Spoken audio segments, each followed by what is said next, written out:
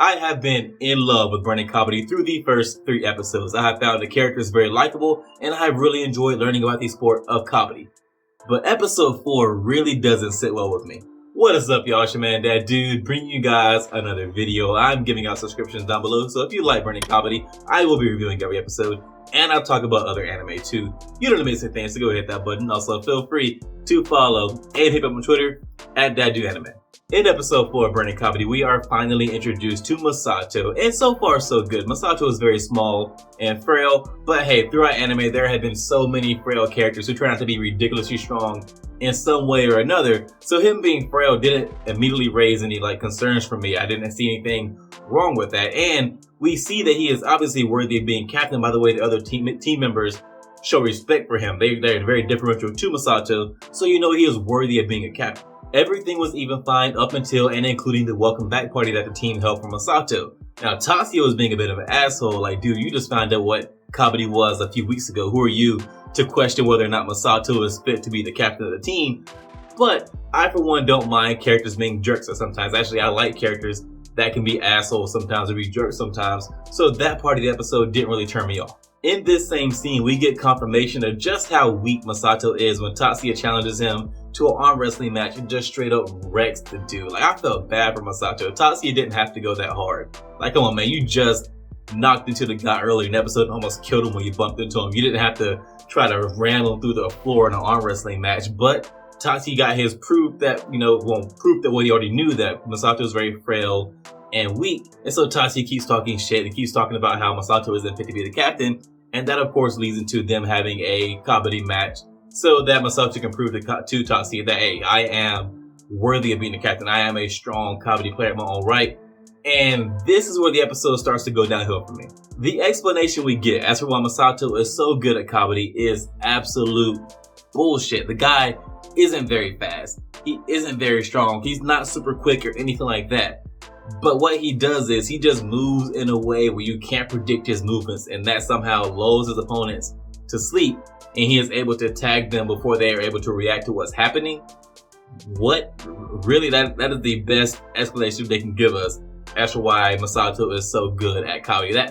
That makes no sense. Even if you can't predict what he's doing, you can quite literally see the guy moving towards you. You literally see him coming towards you, and you know he is going to try to tag you.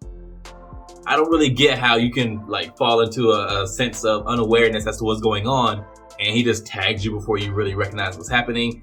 It makes no sense. And let's talk about that counter move that he uses on Tatsuya. I could have easily accepted an explanation like, hey, Masato's been taking martial arts for years and he's able to incorporate some of the things he's learned in martial arts into Kabaddi, and that's how he's able to be such an effective counter when it comes to tagging people or people trying to tackle him and that kind of stuff.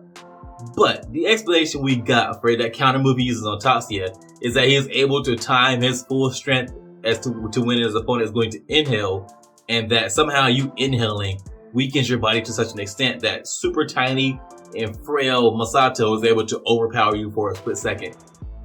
It's such bullshit. It makes no sense.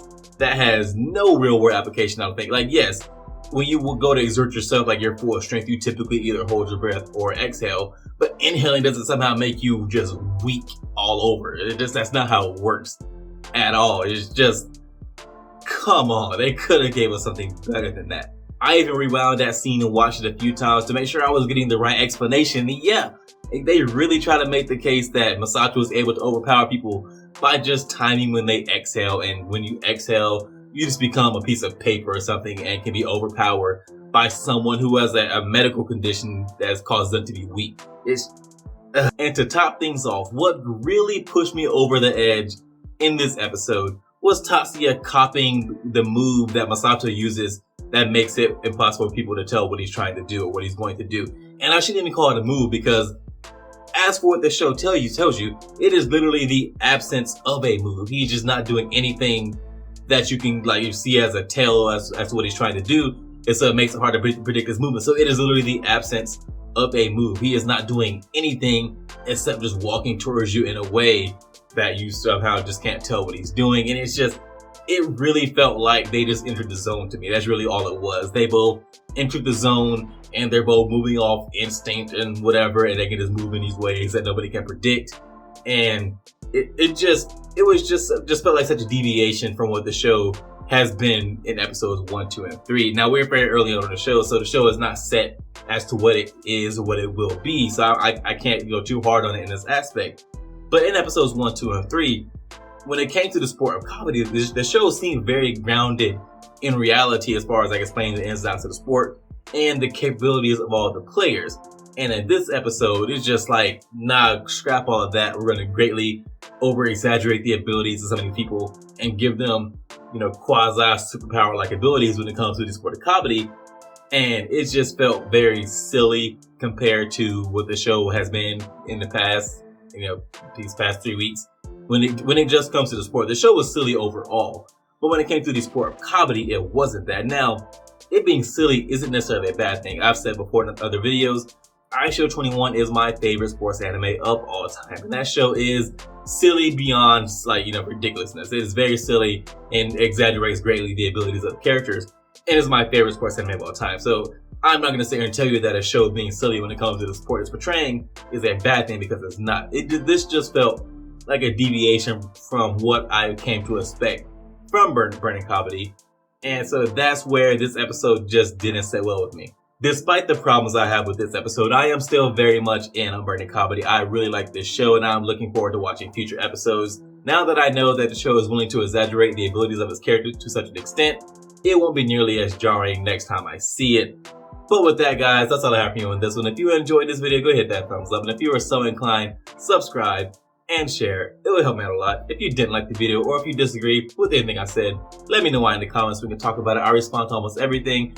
And again, feel free to follow and hit me up on Twitter @DadDoAnime. And I'll see you guys in the next one.